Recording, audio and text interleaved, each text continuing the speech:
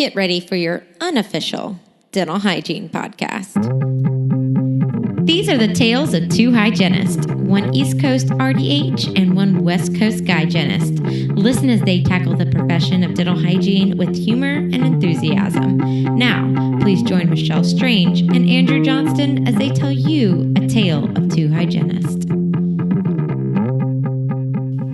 And we're back.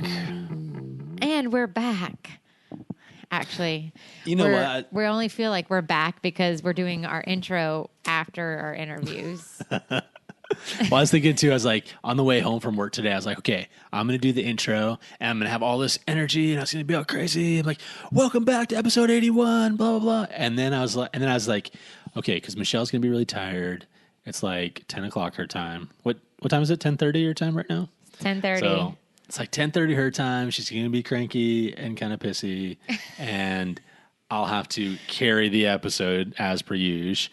And then you were kind of peppy, and then we had two interviews. Remind you about the last two episodes that were early in the morning, and you had no one's listening to you. No one's listening to you. Yeah. I think your audio's not working. I can't hear you. Matt Crispine said how he loved how chipper I was, and you were like sounded almost hungover. Yeah. Gosh, that was a bad one. Like I do remember that, and I think I even messaged you and said I don't like my voice when it's that early. I do sound pretty terrible. So sorry, everyone, but thanks for hanging in there because otherwise you wouldn't hear me say. Okay, let me tell you something that I realized that it took me a long time probably longer than I should have known that. I asked my dad one time, I was like, Dad, how come like on the radio when they come back, they always say, hey, welcome back, blah, blah, blah. What if there was nobody listening? He's like, well, then they wouldn't hear you say welcome back. And I'm like, oh, that's why they say that. Now, it blew my mind as a kid your to dad not was understand. Like, this one's special. He's like, he's the middle child. I'm the baby. Come on. Oh, you are the baby. How do you not know my family history? I forget because I can't keep up with all of it. You have too many kids. You have too many siblings. I just can't. Yeah. So this was okay, wait. Before we start, this is at 10:30, which is very different than the last few ones that we've had where I've been drinking coffee. Now I have my wonderful glass of rosé that was brought to me by the sweetest, most precious Leslie, our fan, that brought me this Quit calling bottle. her a fan. Let's call her a friend. Our friend. And I will say best friend. She is our friend now. Because her and I are like besties. Oh, I hope. Andrew. Please. One day we're going to have an intervention about your issues with friendships and your jealousy. I do have some issues. Please like me, but you can't like anybody else. You're going to log on to this go-to meeting, and it's going to be a bunch of us, and we're going to have intervention. And we're like, Andrew, it's okay. We all like you. We want you to know that we love you. And they can like you. That's how that works. We can all be friends. I hope that there's a banner that says intervention hanging in the background. I'm going to name the title of the meeting Andrew's Intervention. I would love it. Andrew's got some issues. Forever. And then I hope we record it and then send it out on the podcast. And then it's my kids get to listen to it when they're older. And be like, hey, Dad had a meltdown. He has insecurities of friends. When we're desperate for content, we'll put Andrew's friendship intervention as one of the episodes. Oh, that's good.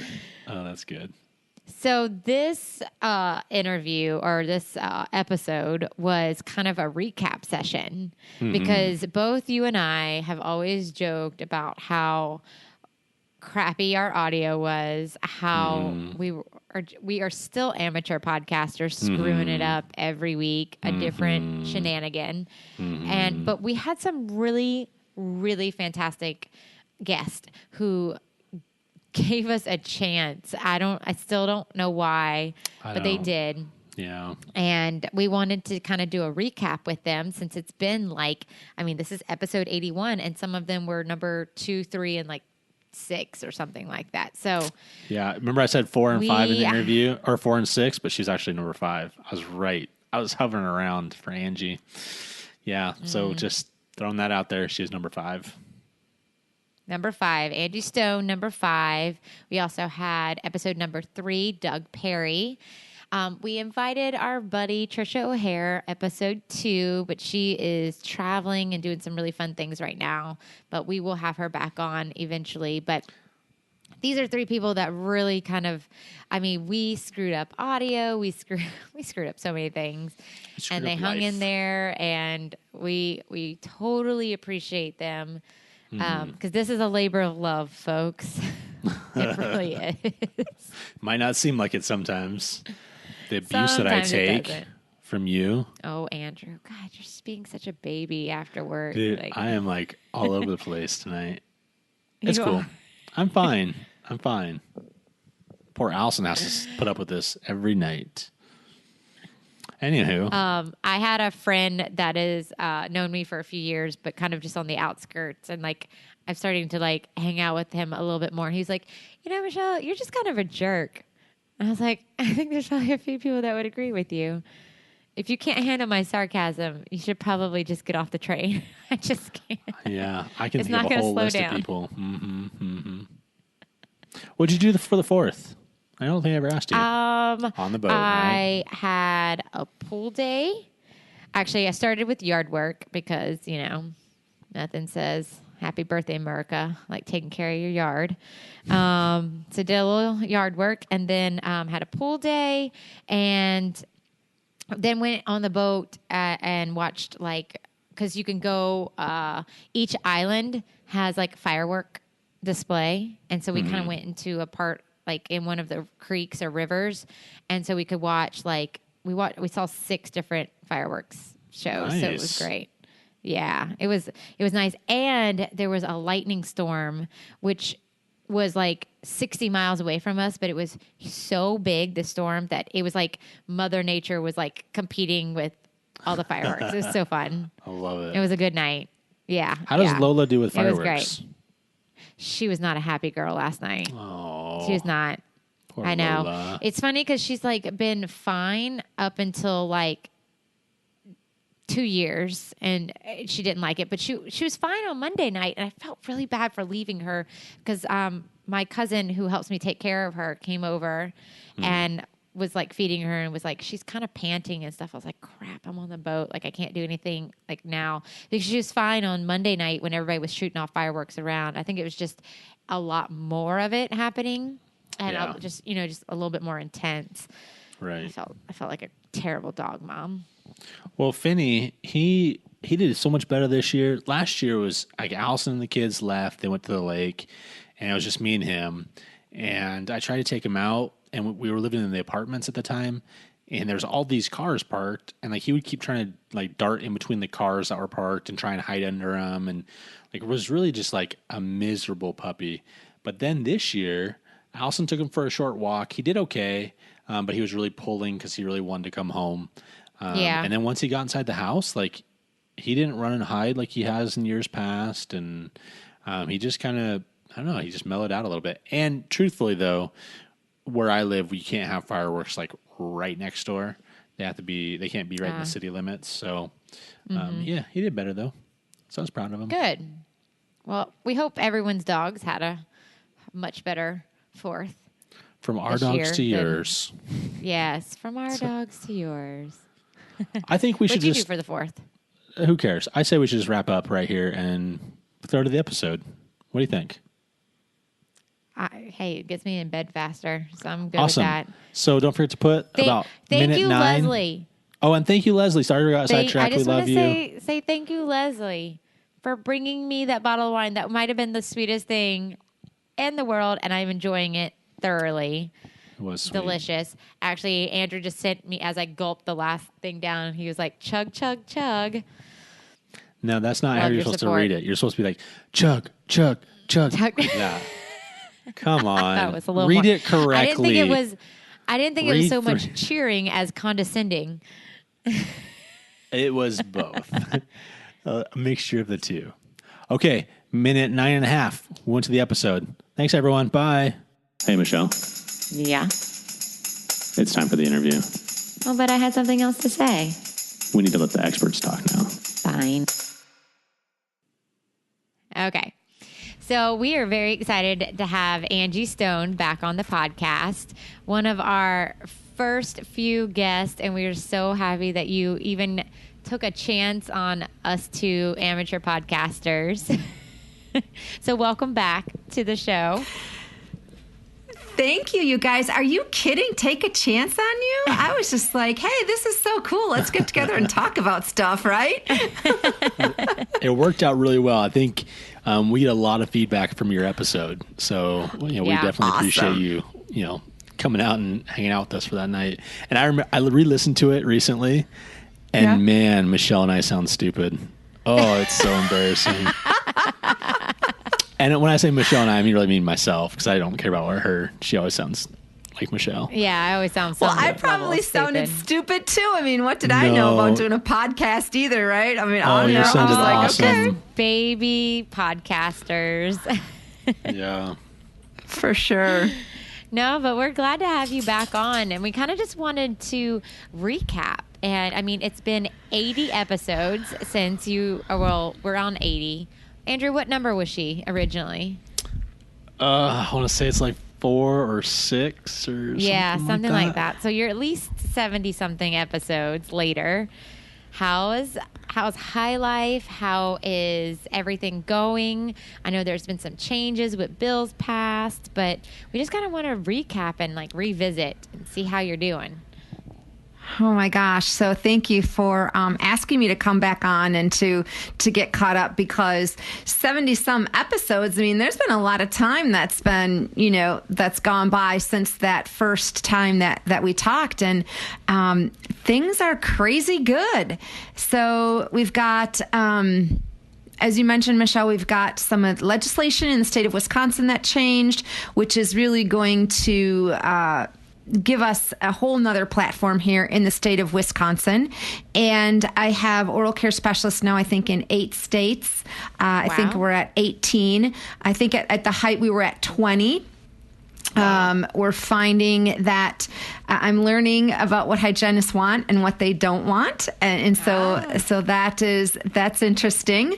And just building and, interviewing people to come onto our team, like attorneys. I mean, last month I interviewed 3 attorneys, and I interviewed 3 CPA firms, and, trying to decide who it is that we want by our side as these things grow. And so stuff that as a person that's trained as a hygienist, that's my education. I never ever thought that I'd be doing the things that I'm doing.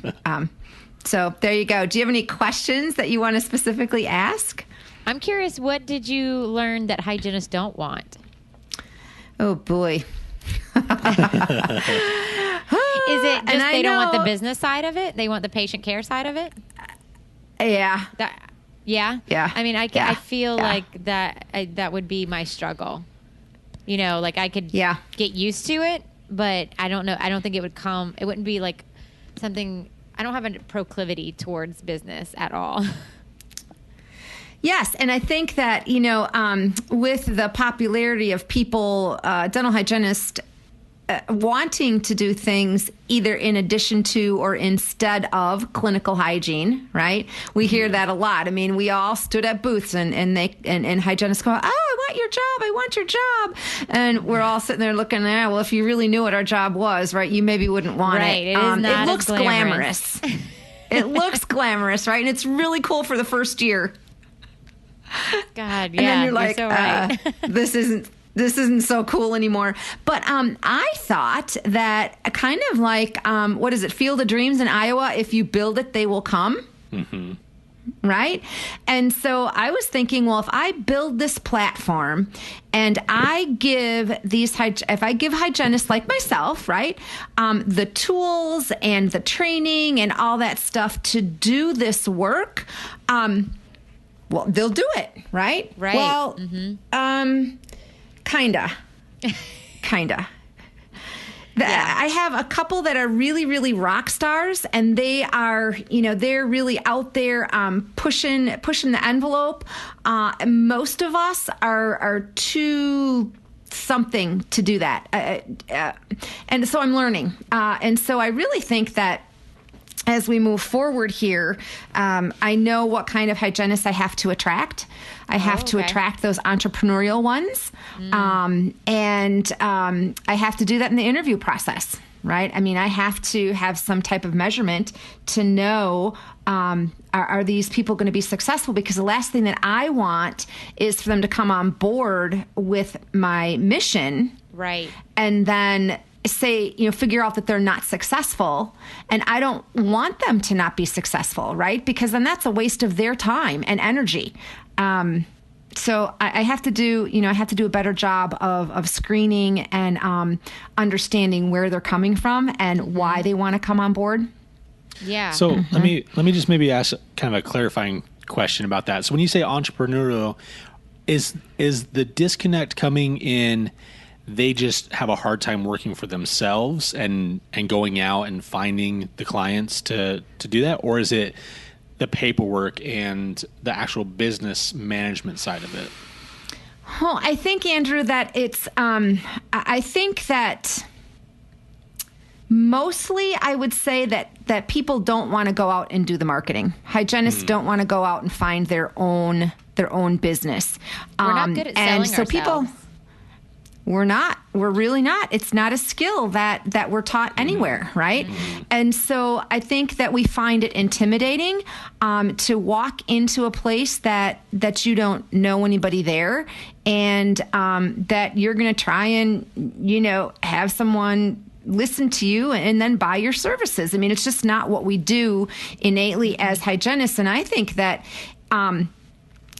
if I developed a system, which there will be a system eventually, just going to take time, whereby we had a system for getting the clients and then telling the hygienist, okay, on Monday, you're going to go to ABC Care Community and you're going to see these 20 patients or 10, or, it's brushing, right? So, I mean, when I say 20, people are like, oh my God, we're going to have to do 20 hygiene. No, it's different. But I think that, that's really where most hygienists are comfortable. And although we say we don't want people to tell us what to do and we want to be independent and it's like, no, we don't. Yeah. No, we don't. Oh, we just don't want to be I don't want any under of that the part thumb. of it. Yes, exactly. Right. We don't want to be micromanaged. No.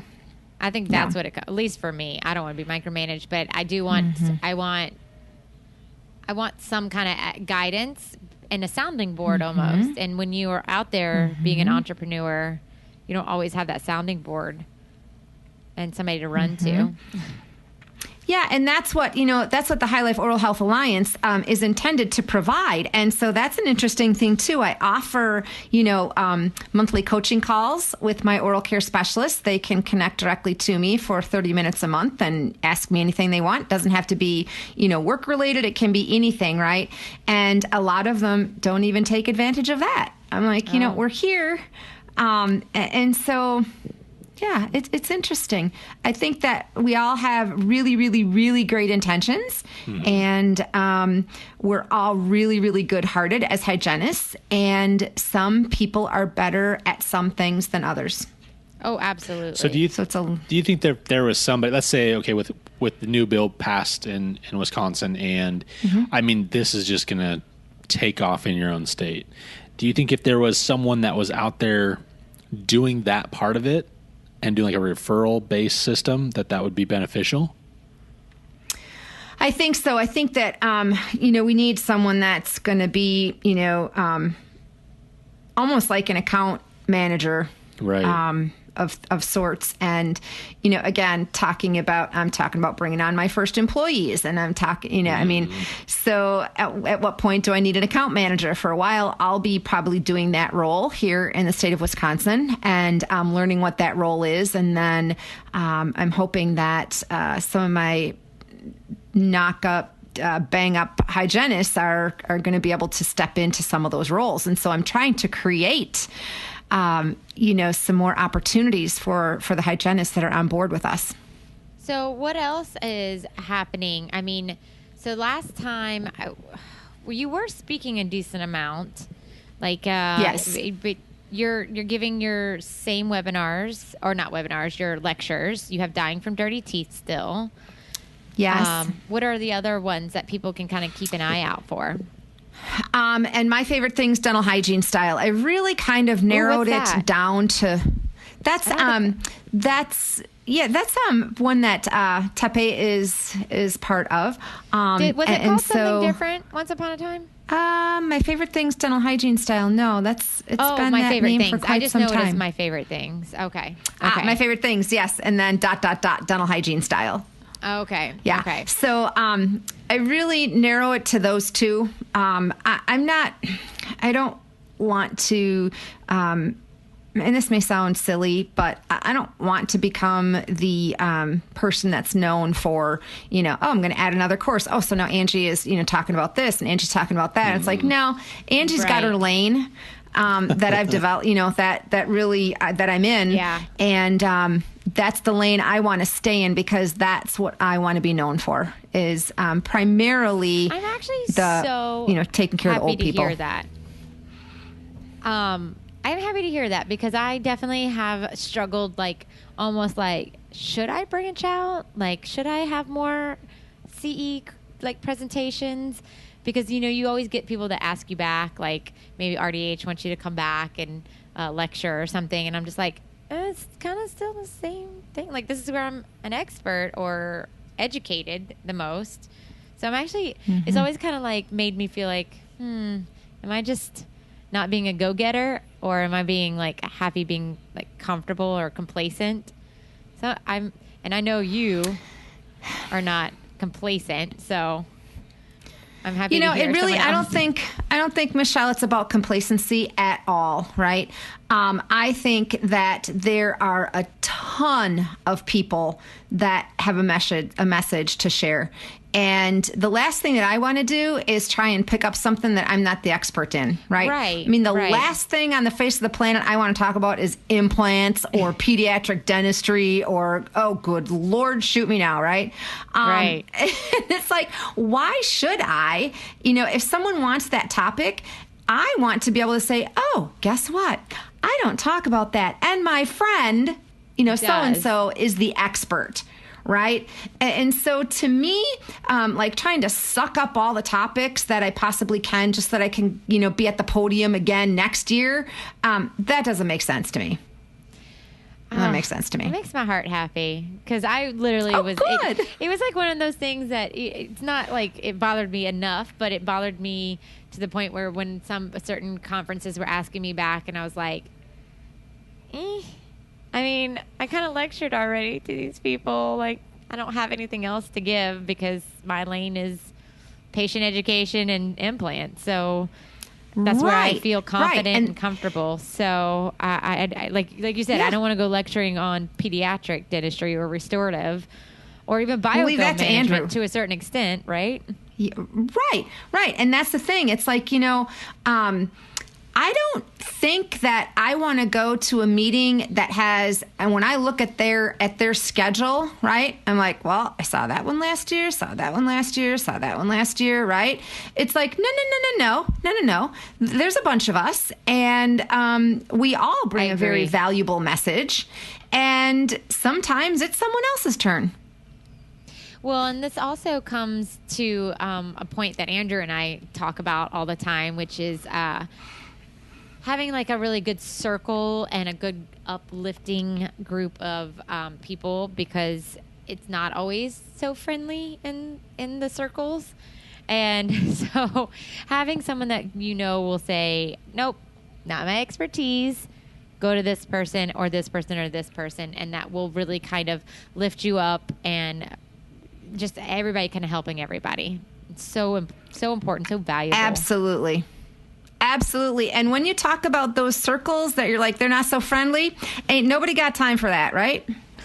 Nobody. It's I'm sorry, I'm too old. No time. Not up in here. I'm too old, and I'm not playing that mess.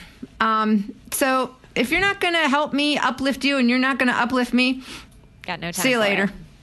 I got no time. And I mean, I don't want that to sound ugly, right? I'm not trying to be Don't start apologizing ugly for it. I like what that's. I like just it too. Leave it just as it is.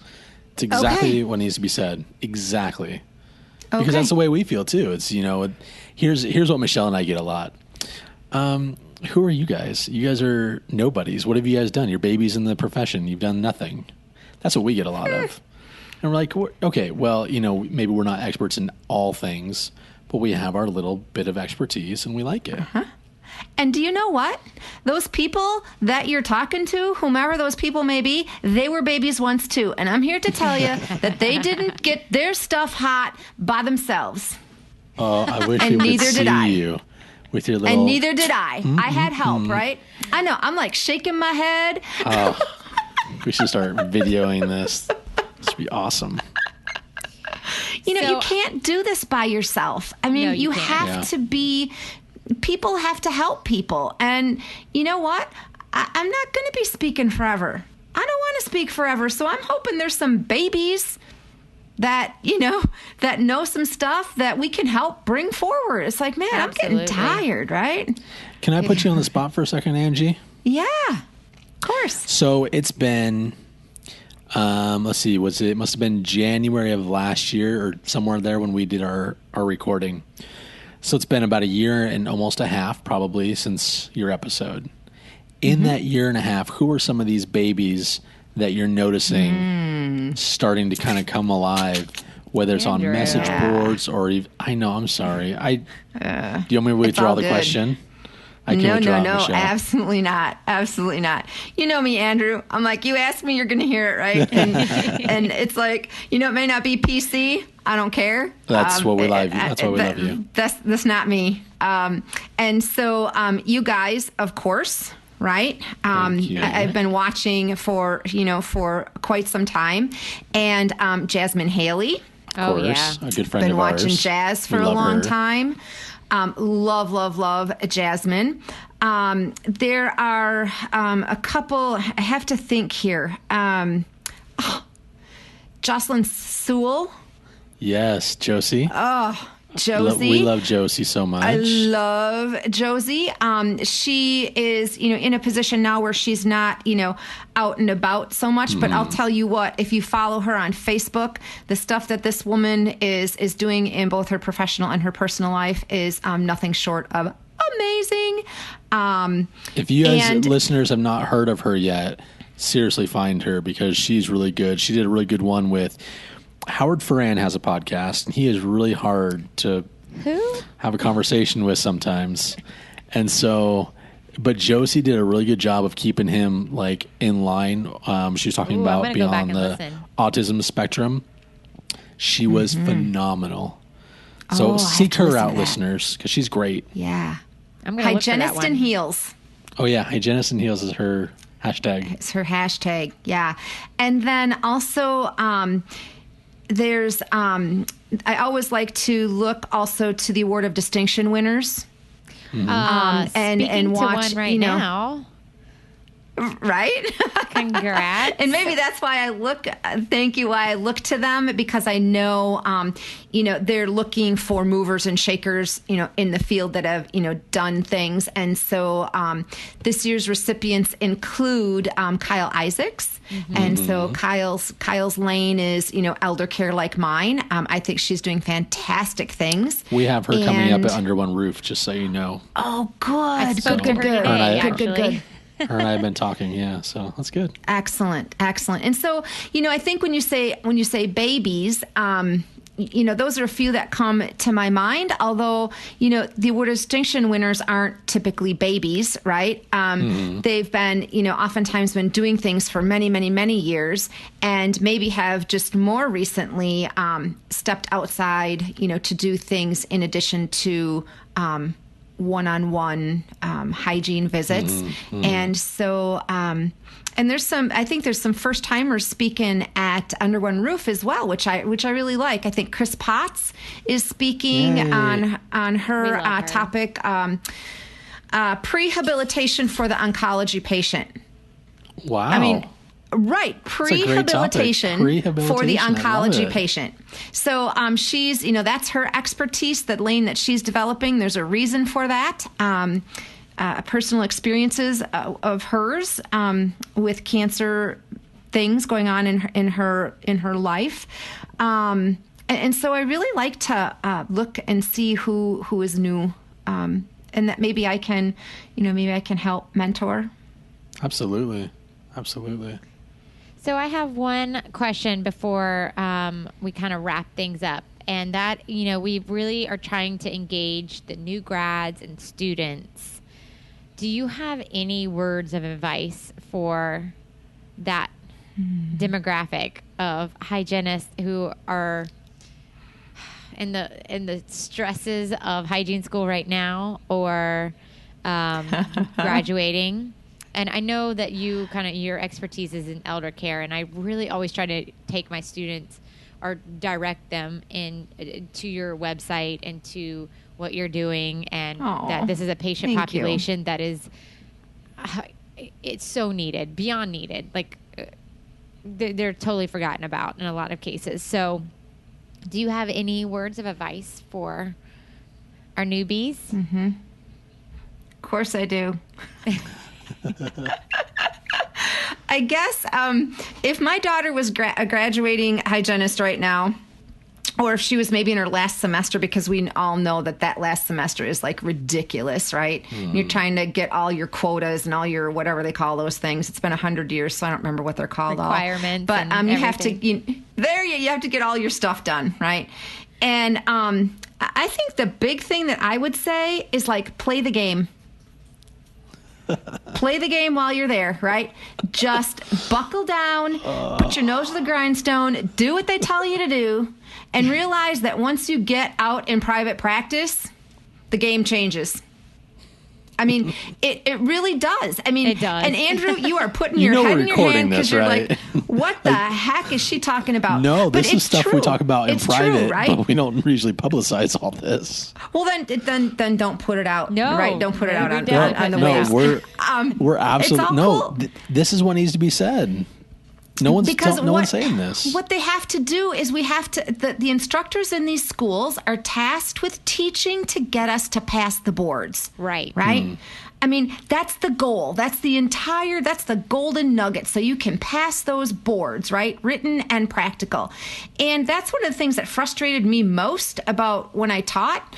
I was teaching clinic, and I'm like, what do you mean I can't teach them to use that instrument like that?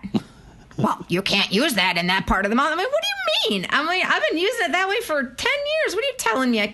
And they wouldn't allow it. And I'm thinking, I know that this works probably better this way, right? Yes. But I also know that we have to have safe beginners, and I also know we have to pass the boards, right?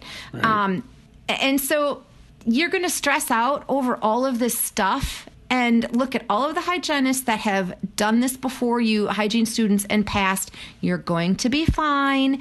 And then you'll get into the real world, and things are going to pivot. It's kind of like being in boot camp, and you think boot camp is the military. And then you get out of boot camp, and you're like, oh, this is so not what I was taught. Right. Mm-hmm. I was almost going to compare it to marriage, and especially coming from not being married.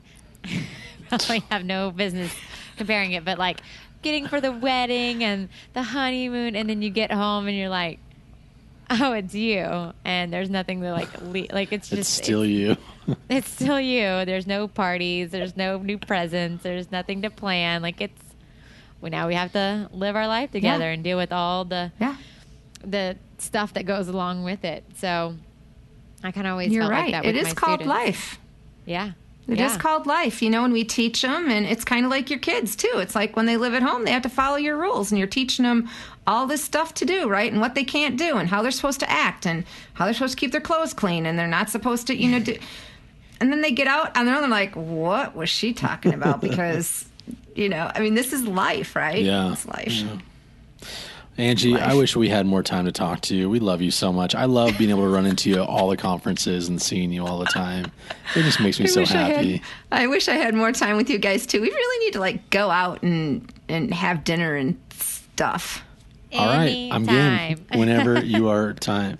Hey, before we end this, can you give out your contact information one more time for all of our listeners? Absolutely. My email is Angie at HyLife, HyLifeOHA.com.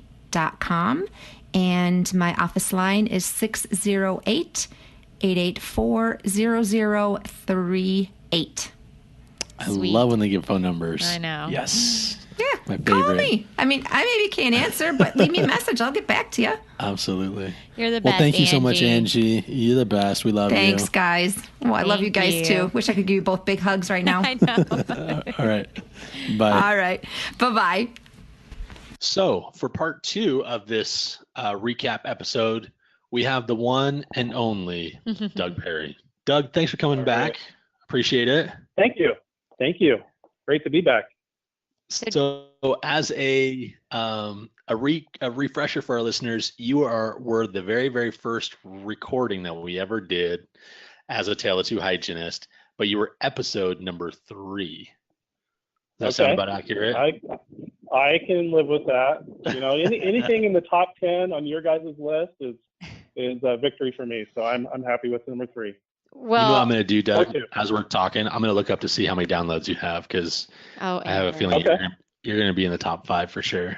Sorry, go ahead and amongst yourselves for a minute.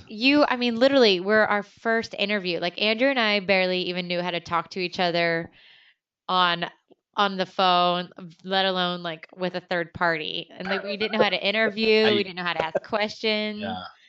You still don't, but you were our guinea pig. You took a chance with us. We appreciate you for that. Oh, well, hey, it was not a problem at all. In fact, I thought you guys did rather well for a troupe that hasn't done anything together, or at least not much together. I thought you guys did really good. Thank you. Well, thank you.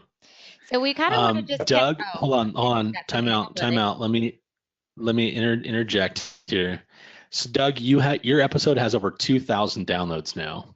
Whoa! Yeah, really? Yeah, by yourself. And it's, I mean, you're up there with some of our highest downloads. Our highest download has a little over 3,000. So you're not too far off from that. So yeah, that's pretty good. I know. I have to say I'm a little bit surprised, not because of you guys, but just because I was surprised that many people would want to listen to what I had to say. But are you kidding me? Your information is so valuable. I mean, that's how we get a job.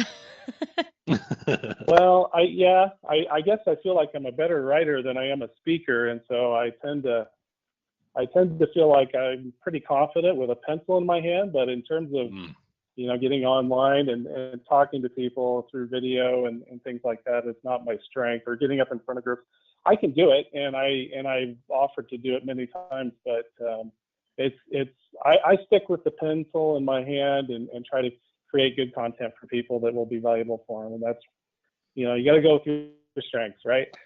Do you feel like it's getting easier though to get up and talk in front of people if you have to?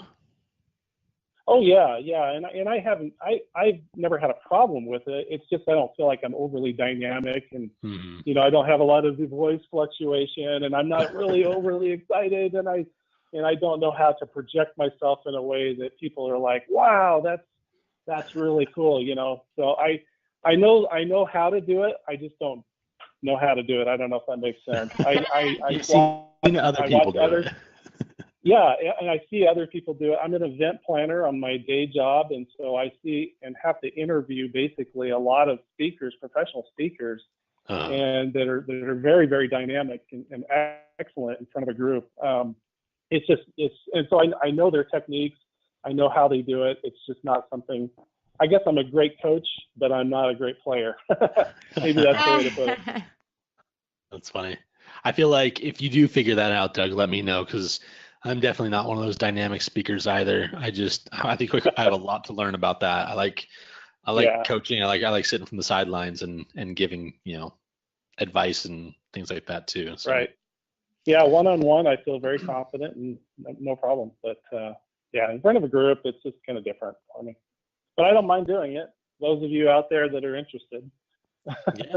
Yeah, for sure. So, Doug, last time that we talked to you, I mean, we were talking about all kinds of different creative ways that you were helping people get their resumes out there and get noticed amongst all of the other hygienists trying to get jobs. And I have, it's kind of a two-part question. One, are you still kind of keeping up with a lot of that same stuff, or have you come up with new like creative ways of doing it?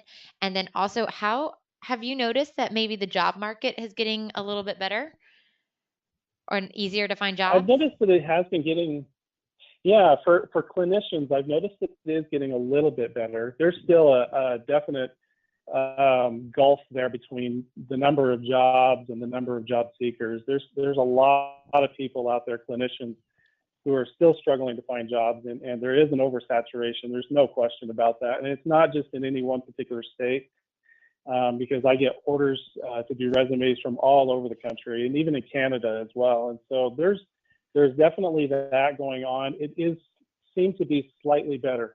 I know that here in Utah, it's gotten a little bit better just from what my wife's experience has been, just hearing about openings and things. But in general, it's still a tough market. And then as far as, creativity and ways in which to get jobs, one of the things that I've noticed is that it really depends on the individual who's out there. There's different people who have different strengths and different things that they can bring to the table, different levels of creativity that they can bring to the table. And so if you can find some way in which is really unique and helps you to stand out and helps you to become somebody that is able to project their personal brand, is what I call it. If you're able to do that, figure out what way that is for you, and don't necessarily take everything that Doug says to do, because I'm giving kind of general advice and general ideas, and hopefully triggering something within them to be able to figure out what it is that's unique about them and what it is that makes them stand out and special.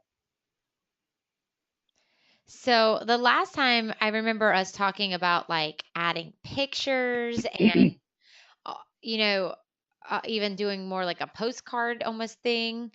Have you Right. are you noticing that is becoming more normal? Because I've actually heard a lot of people talking about that in the last probably 6 months. Yes, I've seen people doing that a lot more, but I'm still seeing the same results.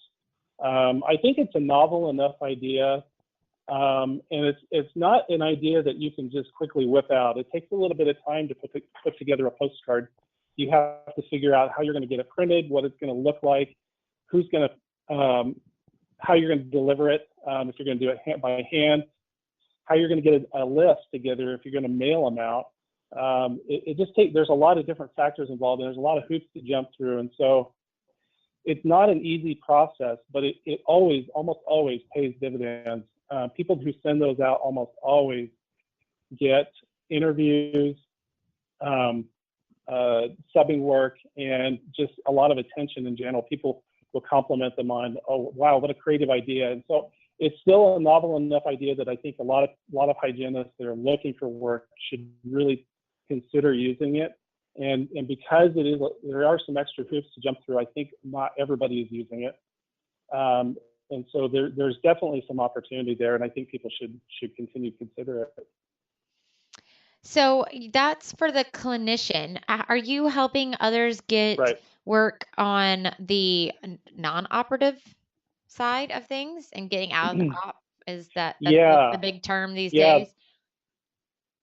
Yeah, definitely. There's been a large influx of people who are interested in my skill set to be able to help them find a job outside of clinical work. As both of you know, there are a lot of hygienists who are suffering from a lot of back pain and neck pain and these kinds of issues. And so it's difficult for them to envision themselves continuing for much longer. And so they're almost desperate, looking for something that they can utilize their skills in dental hygiene, their clinical skills, into something that would be relevant to them outside of the clinic, and also to be able to leverage those skills. That takes a little bit of thought in how you're going to do that, and there aren't a lot. I shouldn't say there aren't a lot of opportunities. There are a lot of opportunities, but they're all very unique in their own way, and so you have to basically target what it is that you want to do ahead of time. You have to know what it is you want to do. If I want to be a sales rep, or if I want to be in academics, or if I want to be in some type of administrative role, you really need to know what that is first, so that you can target that on your resume, and also in how you approach your networking, because that impacts a lot of people's job searches as well. So yes, I am doing a lot of that. In fact, it used to be about maybe 5 or 10% of my business, and now it's about half, roughly. So, wow. So you talked a little bit about networking. What are the kinds of the things that you're seeing that people are successfully doing as far as networking? I think it's becoming more and more important to do it online. You can do it in person, and you should do it in person as much as you have time, but people are so busy these days. And there are plenty of opportunities to be able to network with people online, network with employers, with colleagues and others that will be able to help you, even like a sales rep who is visiting your office. It's good to network with them. There's just a number of different online ways and tools in which to network with people. And I think, through Facebook and through LinkedIn and even Twitter to some extent, and maybe even Instagram, there are definitely some opportunities to do that. Have you noticed one platform being utilized more than others? So like, is Facebook usually more popular, or Twitter, LinkedIn? Yeah, Facebook by far. I think Facebook just has a really good community for dental hygiene in general. And you see this throughout Facebook. There are so many dental hygiene groups out there. I mean, literally hundreds of them. And it just provides a really good platform. People are already there. I've seen people try to create networks outside of Facebook, outside of social media in general, just on a website, have a forum or something. And it's tough to get people to go there where they're already on Facebook. You've got this group, the information from the group is feeding through your normal feed. It becomes a part of your day. And so Facebook has really been a great conduit, I think, for people to use. I don't think Twitter so much. LinkedIn, to some extent, there are some people using it, but not near to the level of Facebook. No, not at all. Yeah, I would agree. I mean, it's hard because, like you said, it's already kind of integrated into our daily life that it's not that hard to take one more step, but it is kind of difficult to kind of go into a whole nother offshooting. Yeah, that's rough. Yeah, and LinkedIn, LinkedIn is trying. I mean, they're trying to find ways to get people to engage, and they're having some success. I'm seeing a little bit more engagement now than I was maybe 3 years ago from dental hygienists on LinkedIn. And I'm pretty active on LinkedIn, but it's still nowhere near to the level of Facebook. I feel like I've seen it come up more and more where when the question is asked, how do you network? How do you do all these things? That LinkedIn is kind of starting to climb up the rungs a little bit, if you will. Yeah, it's a free profile. You should create it. It's one of the first things that come up when an employer does a search on you. If they're looking for Andrew Johnson, they're going to look on they're going to look on Google, type your name in, and one of the first results is probably going to be LinkedIn. And so they have a really good foothold on search engine optimization is what they call it. And it will oftentimes pull you up as one of the first places to, one of the first links. And so that is a good place to be for sure. You should have a filled out active LinkedIn account, but whether or not you actually participate in it a lot, I don't think that's an absolute necessary. I think it can help, but not necessary. You're there for one reason on LinkedIn. And for Facebook, you're there for so many reasons. Twitter, Instagram. But when you look at LinkedIn, I mean, you're there for professional reasons. And so you should put like your best foot forward there. And if you're looking for job changes and things like that, that should definitely, I think, be the first place that you go. Yeah, if you don't have on there a full profile, I shouldn't say active, but a full profile with all of your work history, with all your education history, it even has a place for a picture, you're really setting yourself back. You're really giving yourself a disadvantage because an employer will look at that and say, gosh, I wonder if they don't know much about LinkedIn or if they're technologically not sound or savvy.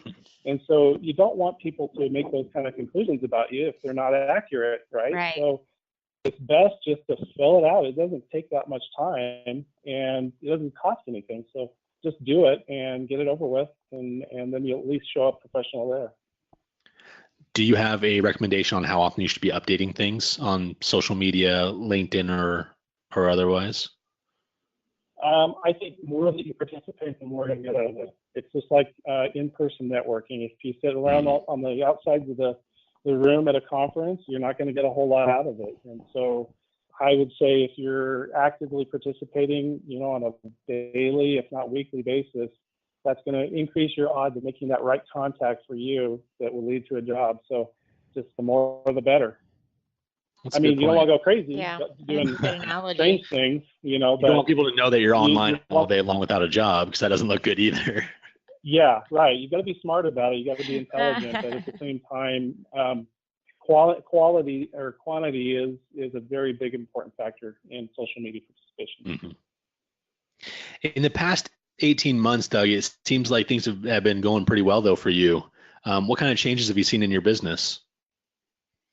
Well, like I said, just the number of people coming to me that are wanting out of clinical work and needing a resume or a cover letter help, that's been huge. But I've also gotten a little bit more involved in helping people with general marketing, people who are dental hygienists. I always stick within the dental community, but people who are dental hygienists who are professionals who are wanting to get out of the operatory, work in more of like a coaching setting, or maybe they want to work as a speaker or something like that. I've been helping several of them build their own profile, their own business, because I've basically done the same thing already. Build a coaching business for dental hygienists, and so I have a little bit of knowledge on how to do that, and so I've been happy to help several of them build a website and other materials that will help kind of get them launched as well. So that's something that's definitely been growing as well, in addition to just helping people with their resumes and things like that. Yeah, I've seen your name come up quite a bit in that Trapped in the Op Facebook group. Maybe you can inform our listeners a little bit about what your thoughts are on that group. It's a very energetic group. Seems to be a very positive group. They are engaged in the profession, the dental industry. They really want to continue to work in the dental industry, but they're just, not necessarily looking to stay as a clinician. So I mean, by and large, I've seen a lot of positive energy from the group, and it's been fun because a lot of them seem to be more action oriented. They seem to be interested in taking the steps necessary to land a job, and so that's very gratifying for a person like myself who's trying to push them in that direction. Well, and I think we don't always have the writing skills that you do either, and so it is nice to have at least some like a framework, for what that looks like. And if you have these people that have been in the op for decades, in some cases, I mean, that is a hard starting point. Like, geez, I got to write about myself, and then be creative on top of that. So it is nice that you are someone that they can go to help like kickstart that. Yeah. I mean, a lot of them, they don't want to talk about themselves in glowing terms. It's just, they're very humble, very salt of the earth type people. You all are. And it's a lot easier for them to come to a person like myself who, Andrew's saying he's the salt of the earth, right? And I suck, is what Andrew just said. Pretty much, I was pointing to Michelle and be like, salt of the earth. Michelle, not so much. Hand signals via a video. Andrew just told me I sucked, and he was awesome. Yeah, that was not very subtle, Andrew. I wasn't trying to be.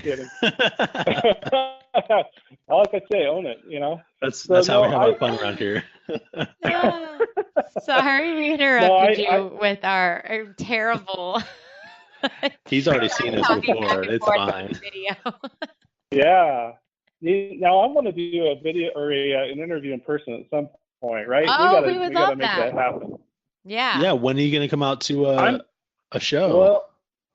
Well, I'm hoping next year. I've been invited to Under One Roof this year, and I can't make it this year. But next year, the person that invited me wants me to try to make an effort to come And I would love to. I mean, just the fact that I would see so many of the people that I've worked with, you know, that I've been able to help, or that I've just interacted with in some way, it would be so much fun for me. And I really am going to try to make an effort to do it.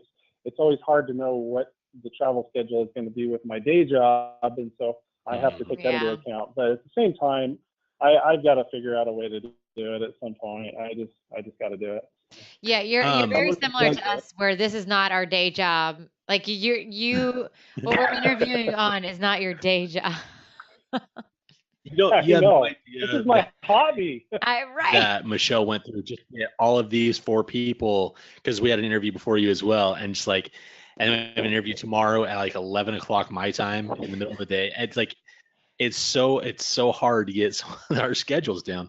But Doug, I was going to tell you. I don't know how you guys do it. Sometimes we don't. Michelle. That's the problem.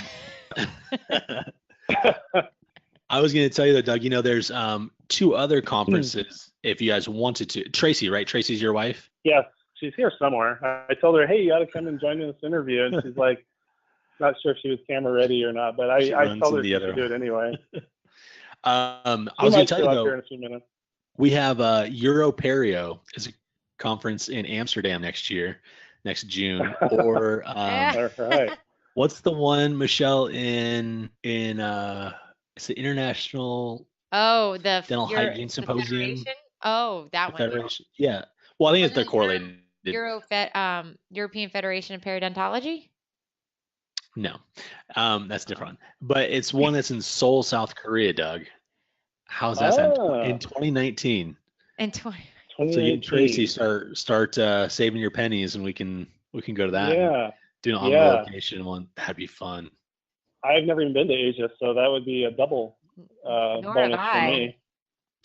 Oh, I lived in Southeast Asia, so that works. Maybe Andrew could show us around. Well, no, said with complete sarcasm. Claire, please pick up on that one. Doug, do you know Claire? I feel like you. I don't. Know of her. I'm cringing because she maybe have introduced herself, and I'm like, oh crap! Did I just forget somebody that was important? But no, I didn't. She is important, but it's okay. So she's going to be our Korean tour guide while we're there. So. Oh, cool. Yeah. This she's is great. So she's been there. I take it. Ridiculous. Andrew has all these plans, and I literally have heard this like about a year ago. And it was like, so now I'm going to South Korea? Okay, Andrew. Glad you got us a tour guide. You got all these. Dublin, Ireland in 2021. Just throwing that out there. You just have to show up. Which I'm usually pretty good at. I'll just show up and talk, and that's kind of my. Hold on. That is not true, Doug. She is not good at that. She doesn't show up prepared. She has to have like a whole itinerary, a whole agenda, a whole this. And I'm just like, whatever. Let's do this. I don't care. What are we talking about? I don't know. Let's talk. That is so true. All right. So, well, sorry to take this really good, informative interview and nosedive it like that. I didn't mean to derail us quickly. Always digressing. I'm happy to be derailed. Whatever works. Well, I have 2 questions to kind of wrap it up. One being. Sure. One I want to talk about, because I know you said this wasn't your expertise, but I want to get like just your opinion, because this was something I was on Facebook. Is this the nose ring thing again? No. The face tattoo. The teardrop. Yeah. No, go ahead. Sorry. But it is with the interview, and there was a lot of people talking on Facebook from a dental forum and a dental hygiene forum. What are your thoughts on a hygienist wearing scrubs to an interview? Scrubs to an interview versus professional attire. Certainly for a working interview. Certainly a working interview, I would recommend that. No, I think I would go with the professional attire if it's not a working interview. I think you want to dress to impress, and that's what the rest of the world does. I think anyway. That's been my impression over the years, is that if you really want to impress someone, you look as professional and sharp as you can. And so I would suggest dressing up. Yeah. So and I would like to two- chime in, Oh. Michelle, and say wear scrubs underneath, and then just like, all right, I'm ready to go working interview right away. Like Or like Superman. Yeah, a breakaway blazer suit. over A your breakaway scrubs. suit. Breakaway. A breakaway pantsuit. Let's get down to business. You want a Love working it. interview? I got your working interview. I got your business. I got your working interview. That's right. Well, I'll tell you, like, so I posted, it was already posted on on a hygiene forum where every hygienist was like, professional, professional, professional. And so then I posted this same question on the dentist side of it. And their take was, I don't care. I'd actually rather see you in scrubs because that's how I'm going to see you every day. So if you Okay. are looking like your hair is in a nice, is pulled back off your face, like you're not wearing like excessive makeup, like can I see tattoos, which I think is a bunch of crap anyway, but some people might think that that's a problem. Right. But they were like, I want to see what you're going to show up to my office as every day. Yeah. Which I thought was And that interesting. makes sense. And I did not see it going that way. Yeah. Did not. I can see how that would make sense. I wouldn't try to argue it. I think it just depends, and really, that same person that sees a person coming in scrubs and then sees someone else coming all dressed up, they might think differently when they actually see that happen in practice. I agree. Absolutely. It may make a little bit of a difference in terms of the impression. So I would just say stick with what's traditional, and there's other ways to stand out. I don't think you have to try to do something really wild or different with the way you dress. I think a lot of it came from, if I have an interview, I'm either coming on my lunch hour or I'm coming after work. And if I'm trying to do a lunch hour interview, how do I make that change? Because some people might not even want their current job knowing that they're out there looking. So, I mean, it's like a gas station change, a change in my car. Like, how do you make that happen? And so I think that's kind of where it kind of stemmed from. But, it's also know where you're going. I think the biggest part, like know where you're going. If someone's super conservative, if the dentist is actually the one that doesn't wear scrubs to work and they're wearing like, professional attire, then you probably want to dress up for that. If you got the guy that's like, or girl, whoever showing up where they are in scrubs, I don't know. But I don't want to digress because I know that's not your level of expertise. I always like to throw the interview questions at you. But dressing like a woman is not my expertise, no. Although there are lots of men hygienists. Sorry, Andrew. There are lots of us. Not include you. And I'm trying to befriend them all, one hygienist at a time. And I like to know Andrew. How many are you up to? I don't know. Ask Andrew, Mr. Jealousy over there. Well, let's see. All of my friends, for sure. One tier for every friend that I steal every night. Oh, yeah. I can't have my own friends anymore. I found quite a few. I was surprised. I didn't know that there was that many. Oh, there's at least 400 in our Mr. RDH Facebook group. Really? Mm-hmm. Yeah. Wow. And nice. And that's just tip of the iceberg because there's supposedly thousands of us out there. Yeah. But Michelle wants in that group so bad. I do. I want to know. I don't like being on the outside. I want in. I want to know. I want to be involved. What else are talking about? Delve into this male hygienist population. I feel like y'all are my people. Yeah. So weird. So weird. Yeah. All right. So, Doug, what fun, great future things do you have going on with your resume writing or anything just fun and upcoming projects? Fun. I just, like I've already touched on, doing a little bit of marketing work for people. I've enjoyed doing that. But I still love doing resumes. It may sound like I'm a really big nerd for liking to do resumes, but I really do. Welcome to the Nerd Podcast. for me to be able to. You're not going to get judged. Right home. We do a dental hygiene podcast, Doug.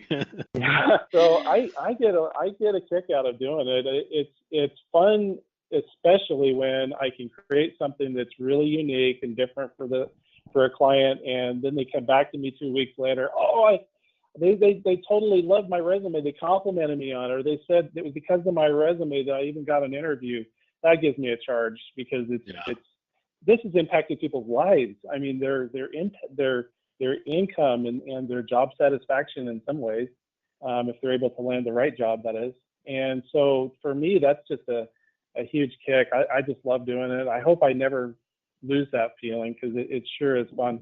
But I also I like to do a lot of different things, and so I like to get involved in the marketing parts of people's businesses and helping new new businesses, hygienists who are wanting to start a little coaching business or something. I love helping them to be able to launch that and put their materials together and talk about strategy and how they can get their message out and create the right kind of message to create some buzz for themselves. And that's a charge for me as well. So that's kind of my new stuff. I don't know if it's really that new, but that's what I've been kind of looking forward to each day as I wake up. So, Doug, we really, really appreciate you even coming back on and doing this recap and everything. And so for those people who are looking to get their resumes and stuff, how can they get in touch with you? I mean, this is not your full-time job, so we want to make sure that people keep that in mind. But we want to make sure that they can find you, get a hold of you, and get all the good information that you got. Sure. So it's my website is gethiredrdh.com, and they can go there and find the contact button and certainly contact me through the various channels there, or they can email me just directly, doug@gethiredrdh.com, and I'm very responsive. They can even contact me through my Facebook page. I have a Get Hired Facebook page with, I don't know, I think it's a little over 3,000 followers now. And so I've got a number of people that contact me through there as well. So there's a lot of different ways. I'm responsive to all of them, usually within a few hours, if not sooner. And I'm happy to reach out and help whoever I can with whatever I can, not just resumes, but cover letters and other stuff as well. And if I can put a personal plug in for you, Doug, you did my mom's resume when she was moving from Alaska to Washington, and one of the very first places she interviewed with, she got hired on, and she's still there. And that's been over a year now. So that's a good story. You just gave me another charge. Nice. Yeah. So, personal experience. No, I appreciate that, and I that's what I keep doing. I just keep doing it because I get results, and that's just the bottom line for me. It just matters the most. Doug, we appreciate you so much. We're happy that we're friends with you. Yeah, me too. Thanks for taking a chance with us. Oh, taking a chance? What are you talking about? I think it's the other way. No way. We don't feel that way for sure. Not at all. We didn't know what we were doing. We still don't know what we're doing. But you came on with us. Pretty great product. Yeah, I mean, you've got a fantastic product. So you keep going. Yeah, thank you. We'll keep on trying to get better. All right, Doug. You know what? As long as you love what you do, it doesn't matter. Absolutely. The money will come, or the whatever it is you're seeking out of this business, it'll come at some point if you have passion for it. So just gotta figure out what we want out of this still. That's the hard part, Doug. That's the hard part. Fame. I want fame. I want power. We definitely don't want that. Neither of those things. All right. Well, we've kept you enough for this night, and we appreciate you so much. Thanks for being on. Thank you. Yeah, thank you. Listeners, I want to tell you a story I found on the web, which makes this Scaling the Web with Andrew. So this week in Scaling the Web, I don't know why you're laughing about this. We promised last week that we would read the article that Matt Crispin gave to us. Well, he gave to all the different forums, and it talks about fluoride. It's from futurism.com. And there's a whole bunch of stuff afterwards, so I'll just put the link in the show notes. And it says, with 60 years of data and 3,000 studies, Australia declares fluoride, quote, completely safe. And the funny thing is, like, I know our listeners aren't going to know this. That's the second time I've read that. And I think I said data the first time. I said data the second time. And I don't know why that's funny to me. Potato. It just made me laugh. Okay. And I'm going to read this whole entire article because it's pretty short. We're going to start off with, we're going to skip the in brief part. Anyways, it says, a product of patience. Australia's National Health and Medical Research Council finally released its verdict on fluoride in drinking water.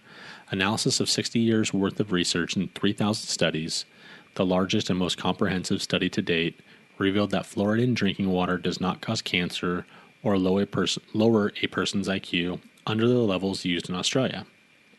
Quote, it shows that community water fluoridation, as it's used in Australia today, is effective at reducing tooth decay and is not associated with any general negative health effects, says the NHMRC CEO Ann Kelso.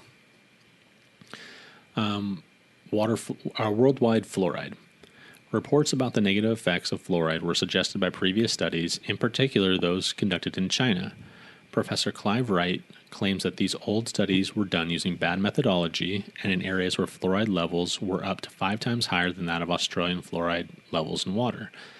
The study concludes that there is no connection between fluoride and cancer, particularly the 2 forms of bone cancer previously linked to it.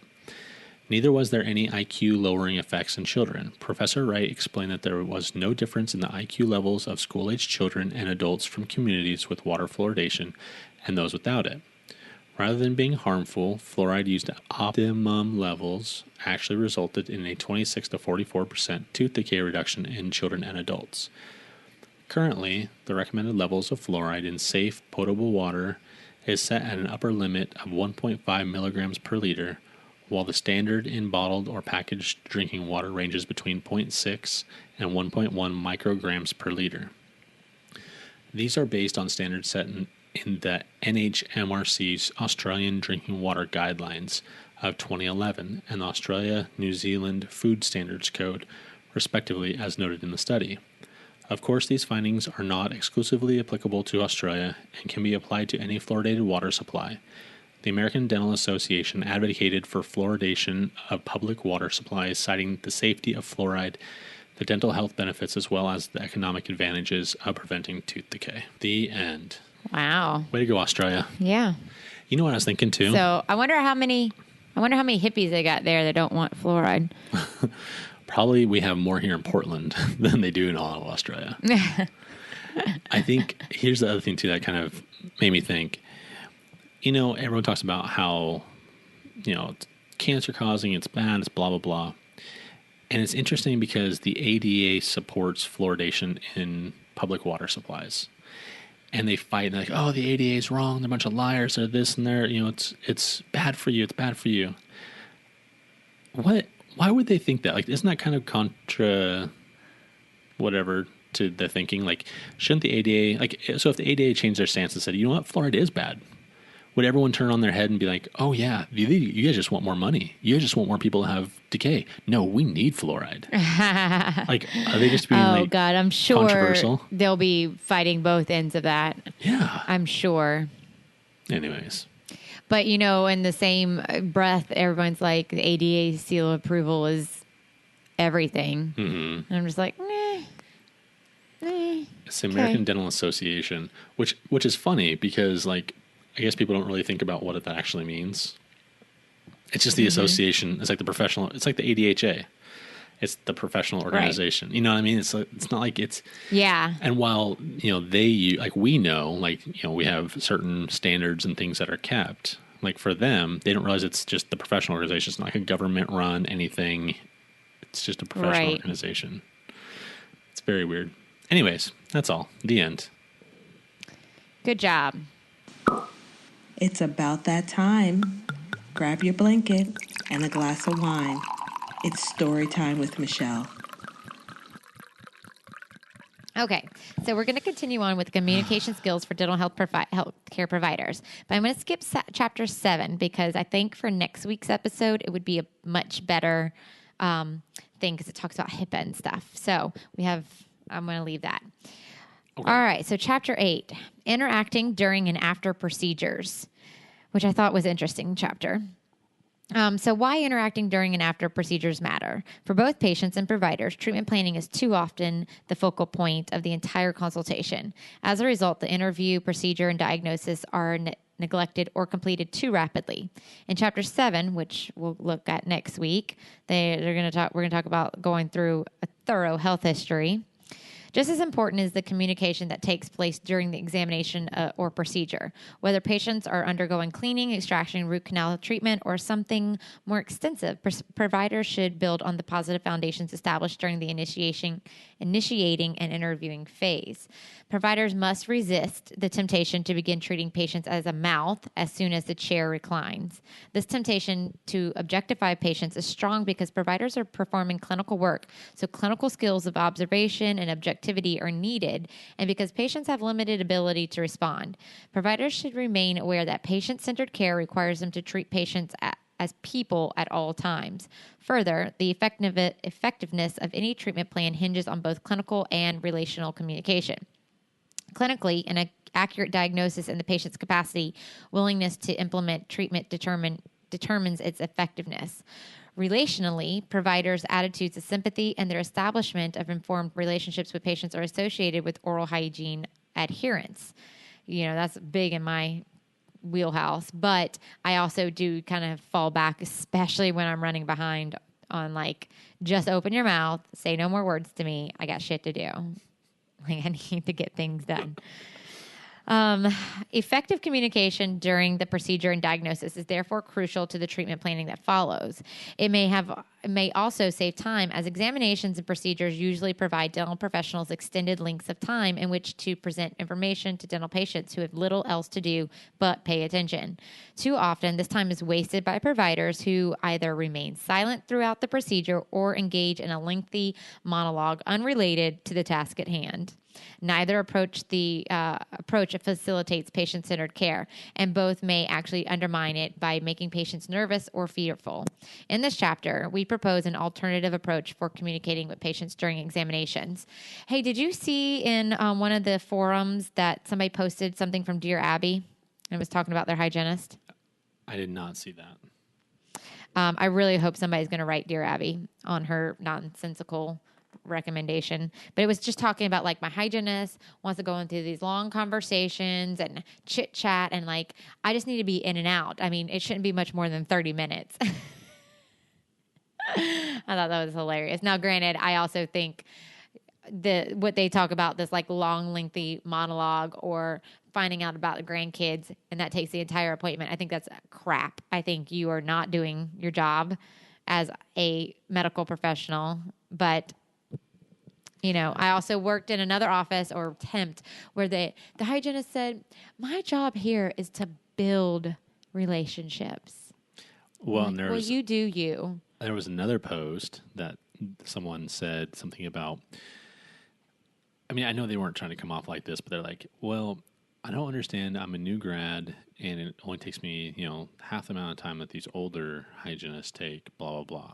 And then all the responses were, well, they're probably just building relationships. They're probably doing this. They're probably working on rapport and patient retention and all of those aspects. So, yeah, probably the physical act of cleaning their teeth doesn't take that long, but they're doing all these other things instead. I think that there's a lovely, healthy area of being friendly, but being a medical provider, I think, should be first and foremost, at least for me. That's how I'm going to practice. Because you're very black and white like that. You do you, whatever that is. So when we look at the chapter checklist and we talk about communicating during procedures, it says you want to remain aware that the patient communication occurs even when the provider is not speaking or listening. To make sure that the patient sees you wash your hands and don your gloves, notify the patient before you recline the chair or adjust the head or armrest. You want to coordinate, meaning practice smooth patient hands off from one practitioner to another. Disclose oral health status clearly, discreetly, non-judgmentally, and in the presence of the patient. You want to treat the patient as a member of the dental team, which is interesting. Avoid overuse of the first person plural, i.e. we. Say nothing in a patient's presence that would alarm or offend them. Acknowledge the patient's presence and use eye contact to indicate when you are speaking to the patient and minimize interruptions. You also want to instruct, so determine the patient's control preferences and politely direct a patient who has lower control preferences. Tell the patient what is expected of him or her, clarifying specific expectations. You want to politely instruct the patient on how to facilitate the procedure, avoiding single word commands. Sit, stay. Don't do that. And then soften your vocal tone. Yeah. Soften your vocal tone and say please and apologize when a mistake is made, which is really funny because I was taught not to do that in hygiene school. Were you taught that? Because then that implicates yourself that you made a mistake. Yeah. I mean, there were some trigger words like, oops, whoops, ouch. That must hurt. That wasn't supposed to happen. But yeah, whoopsie daisy. Yeah. So we also want to be calming, project calmness and confidence, minimize nervous behaviors, and avoid internalizing a patient's anxiety. Emphasize with the patient's anxiety, but model confidence. And again, that goes back to making sure that you're well versed in your information. Then you want to monitor, observe the patient's nonverbal behavior for signs of distress, offer breaks when needed, designate a hand signal for the patient to request breaks, which we kind of talked about in last week's episode. And then you want to narrate, describe what you are doing as you do it, describe what you are observing unless it will cause distress, and offer praise and compliments on every patient's in-chair behavior or oral health and habits. Praise and compliments. I'm going to look those up. You also want to educate. Avoid dental topics that will agitate the patient. Describe the etiology and risk factors and of the observed problem, and explain the consequences if no treatment is undertaken. Mention that prevention and or restorative treatment options are available and summarize them. And I think I'm going to skip through. So it talks about diagnosis and prognosis. It talks about understanding patient motivations, but then it also talks about, finally, instructions for routine care. So you want to instruct the patient in proper oral hygiene during the discussion of diagnosis and prognosis. And I think that is a skipped or brushed across, like, quickly step in our procedures, mostly because I think we just don't have the time or whatever. You want to provide spoken instructions to an adult with adequate cognitive and literacy skills. Use positive reinforcement, which enhances all instruction strategies. And when determining which strategy to use, employ a trial and error approach and combine instructional techniques. So do the tell, show, do. You want to teach back, so teach in or demonstrate a skill, and then ask the patient to teach the lesson. Hand over hand, which I do this all the time. Place your hands over the patient's hands, perform the task, and narrate the instruction with positive feedback. And you want to break the skill into component tasks. Tell the patient what you are about to do, and then teach each component. And move to the next component when the previous one is learned, asking the patient to perform the entire skill independently. So that's real big in my wheelhouse, and what I often spend more time doing than maybe getting the last little bits of stain off of people's teeth. I'm like, Well, I feel also with the patients that you're seeing, there's disease present. And so this is going to be a certain percentage of your patients that you'll be doing this with, which is, can be a lot of your patients throughout the day. But not all of your patients are going to need that type of coaching. No, definitely not. So that was great. And I will say we had Angie and Doug, and poor Doug made the effort to record on his end. And because we are jinxed by the podcasting gods, we gave him our bad luck with audio. So you kind of got the go-to meeting. Sorry, Doug. Go-to meeting interview there. So the quality wasn't exactly what we always want it to be, but thanks for trying, Doug. We appreciate and it was coming on. It was just good catching up. It's like, yes, it was. I know that I always get in trouble for saying this, but we don't do this for the listeners. We do it for us, and you guys just happen to be able to listen into what we talk about. So I know. I know it sucks on your guys' end sometimes when the audio quality doesn't come through, but I'm just so happy that we had a chance to talk to him again. I agree. So good episode. Love a recap. Yeah, buddy. All right. Well, see y'all next week. Bye, y'all. Bye.